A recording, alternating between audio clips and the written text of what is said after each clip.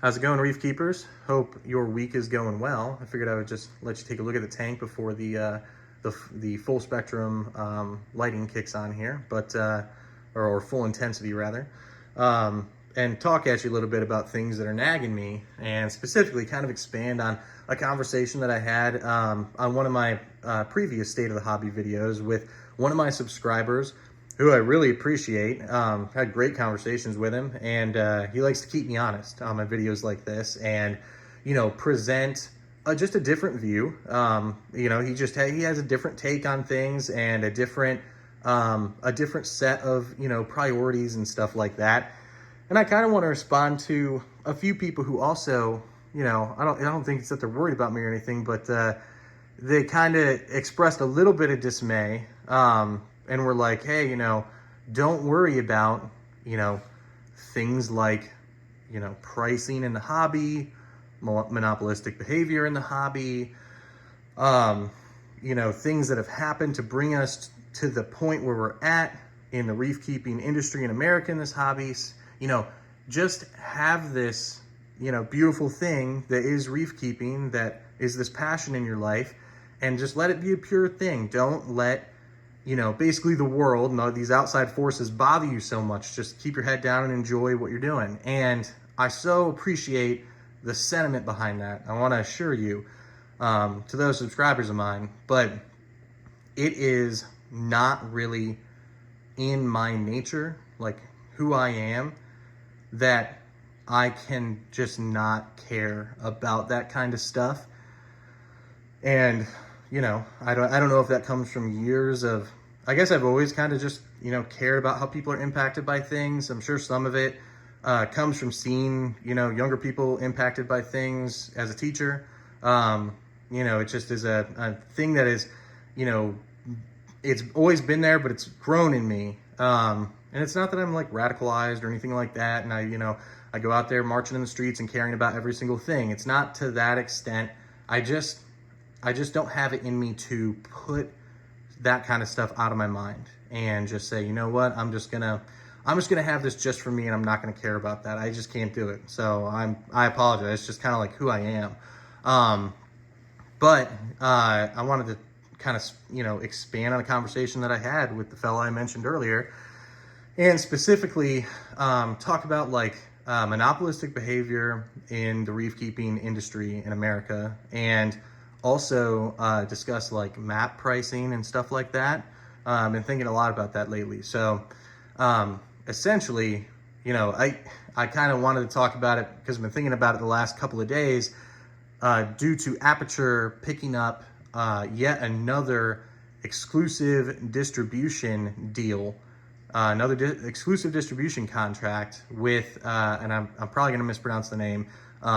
It's either Probito or Probidio, I believe. So if you look at the press release for that recently, this was a company that was rising in prominence and getting some attention. And it just seems more and more to me that when one company that is offering something to do with aquariums or reef keeping, when a company begins to rise above the murk, so to speak, above the mass of different entities trying to do things that connect to our hobby, as soon as there's a spotlight of some sort or some high esteem applied to a company, at this point there are so many exclusive distribution partners of Aperture that I've almost just started checking my watch, like, all right, any second now.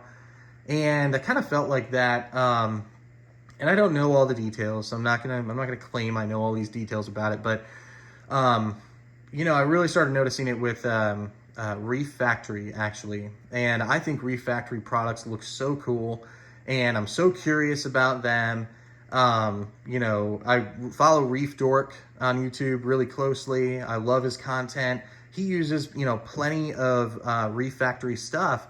And I love their approach of, like vamping up, products manufactured by, cheaper entities like in China or whatever, and then applying like, some quality enhancements to the actual physical hardware at some times, and then also connecting them to an app that we can all use. I like to have connectivity in the hobby. That's just one thing I like. And I don't always love Reef Factory's price, that the premium they put on it for that. But I do like the notion that like we can elevate equipment that is totally good equipment, but like it's just not optimized. It's just like it's not maybe it's not I don't know how to say it. It's not the Americanized. It's just it's not built for like the English speaking world, so to speak. And the English speaking world's pretty big, and reef keeping is pretty prominent in it. And a lot of like manufacturers in Asia, especially China, just don't seem to have they probably just don't have the interest, because they're like, look, we've got our subset that we cater to, and we're just going to produce simple workable devices for them, and like they don't necessarily need an app. So sometimes they try an app and it's not very good, and that's where the category of people who wants that precision, that connectivity, and still wants a price that's generally fairer than the pricing on other products in the industry. That's what I think Reef Factory seems to be, pretty closely targeting that right now. They announced a while back their smart wave makers that they're coming out with, which I think are just, again, like reskinned or revamped Chinese wave makers. Like, and again, the price a little bit high, a touch high on those. Like, they're not really producing that product, so like I always look at the price and squint at it, but they are giving you real app connectivity with it. The product looks a little cleaner, the packaging is going to be better, that kind of thing. It when you get down to brass tacks of it, you're probably fine just buying the Chinese version, right? Like it's probably the better deal. But like if you want some bells and whistles, you can go that route. I like that. And again, like once that kind of stuff started taking shape and Reef Factories started to gain prominence, and they started, increasing their distribution needs, they initially in America went with, I believe, Champion Lighting and Supply as their distributor. Now, I'll say this, I was looking for some Reef Factory products, and I saw a couple random, shops on Amazon selling them. I didn't know how legitimate they looked. I'm like, I didn't really recognize those entities. And then I did notice that they were on, I think, again, Champion Lighting and Supply, and they hadn't been on there very long, but when I went and looked at them, there was almost, like, you could buy them, but there was almost no information associated with them. So, like, there wasn't, like a big rap sheet about, with product speak about, what all it's capable of and what the different technical specifications are. Like, none of that information really existed. And in fact, a couple of people had asked questions to Champion, and the response to those questions that were posed on the product pages were like, we're still getting into this kind of thing. So look, playing devil's advocate here. Let me fast forward in the story. Essentially, Aperture snapped up Reef Factory distribution, right? And snapped it away from Champion Lighting and Supply. And Reef Factory went for it. It's not a great look, right? If I'm playing devil's advocate and I'm looking at it from the perspective of Reef Factory, I'm looking at the situation like, okay, we have enough product to offer this stuff in America, which is a huge reefing market, right? And we're trying earnestly to do this, and our distribution partner, and again, who knows what goes on behind closed doors, right? But like our distribution partner we chose is not really putting a whole lot of information behind it, and maybe they're kind of slow in getting product pages up, and we just feel like we need to strike now and get our product in the market, and this is developing too slowly for us. That may have been Reef Factory's approach, right? nevertheless, they did make an agreement. And who knows, maybe they were pressuring Champion for a long time to, kind of better the amount of information that was on their website or whatever. And Champion just couldn't, I doubt that it's that they wouldn't. I just, they're a smaller entity than a bulk reef supply. They don't have rooms full of staff that are tapping away at, all of this information and plugging things in and updating product pages. And there's no way that Champion Lighting and Supply could possibly be that nimble. But what was cool about it is that, Reef Factory had chosen, an underdog, basically. And they were like, all right, we're going to stake this out with you. And we're going to try this and, make this a thing. And that, to me, is one of the only avenues for anyone to rise and actually challenge the, Aperture BRS machine. And when that went away and Reef Factory then went over to BRS, it kind of is deflating. It's like, okay, I'm fully aware that they offer, more nimbleness, more expertise, maybe at least a greater quantity of expertise of defunct English majors in the back room that are pounding out, product blurbs and technical sheets and stuff like that. I understand that there was more capability there. And from the standpoint of a business owner, trying to get my product to market in a huge new market, I don't know that I could have made the other decision either. But again, this is where the raw power that Aperture has accumulated comes into focus for me. So Aperture, through map pricing, and through just, basically the control and significant presence that they have now, they are able to prevent and even actively remove and steal away competition, or the potential for competition. So map pricing, minimum advertised pricing, nothing new. It's been around a long time, right? It's not just a reef keeping industry creation or anything like that. But basically, when an entity, Aperture, controls a product, let's say Vortex from Ecotech, they can set the price for everybody else who sells it, right? So they get the benefit of other people selling the product, so that there's a greater spread of that product being sold, so that people buying that product from their favorite shop are still buying that product, they're still getting that sale, but also they get to control the price of it. So Aperture can basically hold its competition at arm's length, because they have, way more horses in the stable. They have a way deeper war chest. They have a way greater following and customer base. They can absorb hits like none other in the industry now at this point. And so if they so chose to, they've basically got all of these other distributors that could potentially, if they wanted to, pose a threat, but they won't, because these other distributors are beholden to the Aperture machine. So essentially, they're saying to these other distributors, and they're not saying it out loud, and of course, this is just an understood thing in the industry, but basically what it is, hey, violate our wishes at your own risk. Go ahead. You want to sell Vortex for $50 less and try to attract a bigger customer base? You want to sell them for less and try to, drive up some sales? Go ahead. Watch what happens. Vortex are ours, guys. Watch what happens. Go ahead and try it.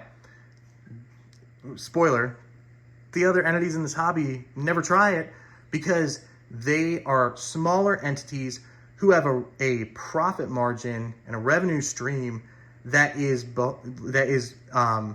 basically built upon being able to sell X amount of all of these big name reefing companies that Aperture united under their group. So while the Aperture doesn't own everything in the hobby, they don't own the whole reef keeping hobby, right? which is a traditional monopoly, like you're owning basically all of it and controlling all of it, right? Well, they don't own it. I would argue to you that in most cases they control it, right? And things seem to be working out because they're not like applying, not that we can see at least, pressure by lowering prices on, these other companies or anything like that. But they're raising prices is what they're doing. For instance, that, again, sorry if I mess up the name, but that like Pro Video company that they picked up, all of those products are going to be going higher for sure. Like, I believe they already are higher than they were. And just watch the price. Like, they'll just inch that price right up. And if you look at this, the absolute stable of exclusive distribution partnerships that the Aperture has secured, it's immense and it's growing. It feels like by the week. I'm sure it's not. I'm sure it's more like by the month. But like, they are amassing this grand group that they are now, finessing, right? And uniting in all these different ways. I believe I read that Neptune Systems Manufacturing is moving to Pennsylvania, so they seem to be trying to, centralize American manufacturing of any products that are built here. Again, greater control. That's the name of their game. And eventually, they're basically gonna. This is a venture capitalist group, right? They want to make capital, and they've made this venture, and they're finessing it all out, and they're gonna sell it. Is what's gonna happen. And a bigger corporate entity, a bigger monopolistic presence out there, is gonna purchase it. There's Obi-Wan Kenobi. There's always, or wait a minute, Qui-Gon Jinn. There's always a bigger fish, right? So that's the case. That map pricing is a crucial tool, a crucial weapon in their arsenal, of course. But really, their greatest weapon, I think, is just the amount of, exclusive distribution contracts they're securing, the prominence of the brands that they've already united as their core group, and just the power of their distribution, champion, which is Bulk Reef Supply. I mean, they've got the hobby, by the what. I mean, they really do. They have so much of the industry locked down, and it seems that every time you find an alternative or begin exploring an alternative, or an alternative rises that, people start talking about, again, those, all of a sudden, here comes exclusive distribution rights, boom, right in Aperture's lap every time. And again, I'm not just slamming it. From a business perspective, I understand business owners who are like, oh yeah, the big dog came knocking, for sure. Like, yeah, I'm going to do that. I understand it. Here's my problem. It's not that I don't understand it. It's not that I blame anyone for doing it. It's that, I have the luxury of being the consumer. So I get to sit here and complain about it, right? And I'm also a capitalist, and I don't know how many capitalists subscribe to like my definition of capitalism in today's era, but my definition of capitalism is that robust competition which ignites innovation and invention in our society, in our, in broader society for sure, but, in each niche industry, that robust capitalist competitive atmosphere must be allowed to flourish. And in my perfect world, there would be, watchdogs or regulatory mechanisms that took a hard look at things like what Aperture's doing and said, okay, we probably should, think about intervening here and making sure that, an entire subset of the pet industry is not completely, beholden, pricing wise, through their set prices to one entity here, so that one entity can just control and keep competition at bay. There needs to be diversity in competition here to continue improvement. Now, this is a pipe dream in like today's world. I mean, there are massive monopolistic situations going on in our American economy that are well known to most people. And watchdogs at the federal level are effectively toothless. I mean, there's money in politics, and the reality of having money in politics and not having things like term limits in place, and a two-party system on top of it basically means, on both sides of the aisle, you have a plurality of political shills working not necessarily for you, right? And make no mistake, it's basically two sides of the same coin. You can argue with me on that if you want to. I'm very politically jaded, and I'm like allergic to taking one side or the other because I see so much similarity despite the social issues that they may differ on when it comes down to, core economic, financial, wealth distribution, all of that. And I just feel like it's all the same thing.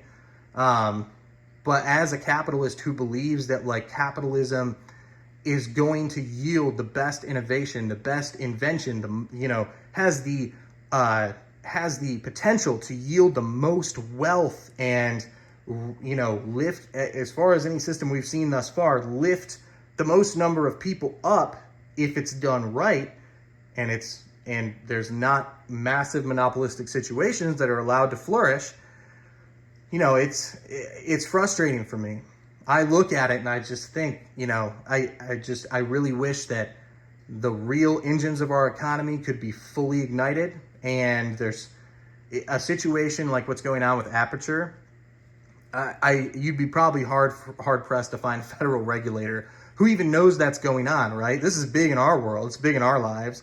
But there are so many bigger fish to fry at that level that, and by the way, they don't have matches, much less the oil to fry it. There's nothing behind it. That it's a pipe dream to ever hope that anything would happen for us.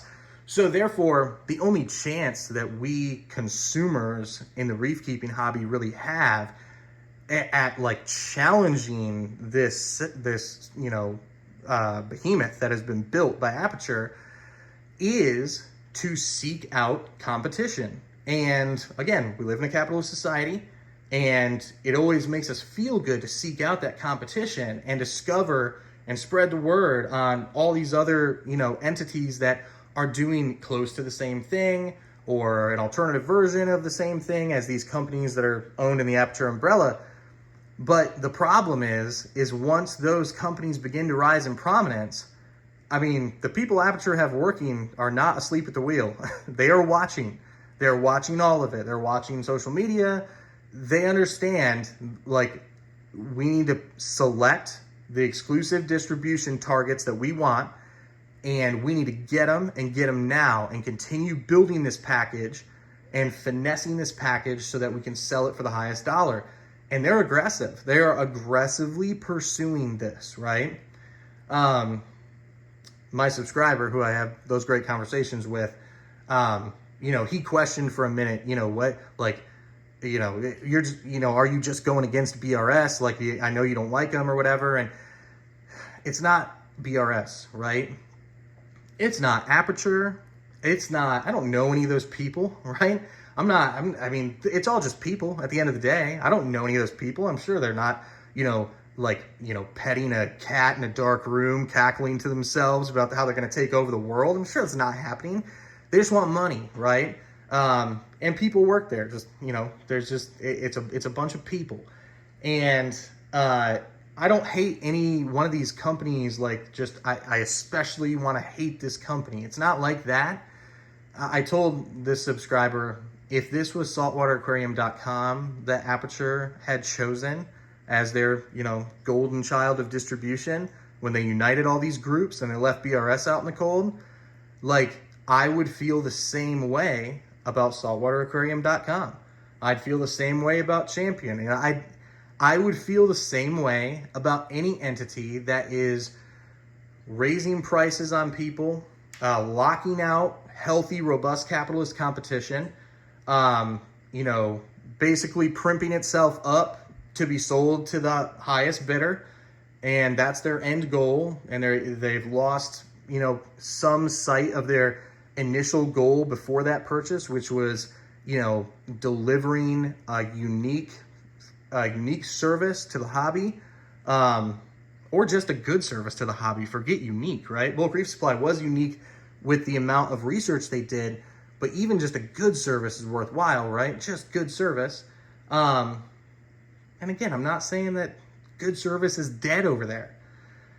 I'm just saying that those were driving forces along with making money. And now I know that, like, you know, each of these individual companies that's been united, one of their core goals is making money. And then the company, or the group rather, that controls them all, this venture capitalist, you know, cohort, you know, the overarching goal is now making money. It encapsulates all of it. So it wouldn't really matter who they chose. I'm not singling out BRS. I'm not singling out any of them. Not singling out Aperture. It could have been a different venture capitalist group that tried to do this. The only recourse that we as consumers have is choosing another entity to send our dollars to hopefully lift that entity up to be a challenge and uphold capitalist market competition. And that can't happen if there are so many layers of mechanisms and power structures in place that either allow for that company to be acquired, allow for that company's distribution rights to be secured, or allow for other entities that may pose a challenge to the most powerful entity to basically be squeezed out and kept at arm's length from true competition via map pricing or some other mechanism. So again, I'm pretty deep in the weeds at this point. If you followed along for like 25 minutes of me getting this far into the weeds, I so appreciate you. And you're like, this one I made for you. I made for, like, you know, core people who like to follow, you know, this series, and specifically this, you know, this conversation within this series, right? But it's disturbing to me. There's a lot at play that is actively working against the common reef keeper, who deserves better, more inventive things, who deserves more innovative developments on products, who deserves better service, who deserves definitely better pricing, definitely. And something to leave you with that interested me in listening to Reef Dork. I also listened to, on the live stream, Ryan over at Prestige Reef in the UK.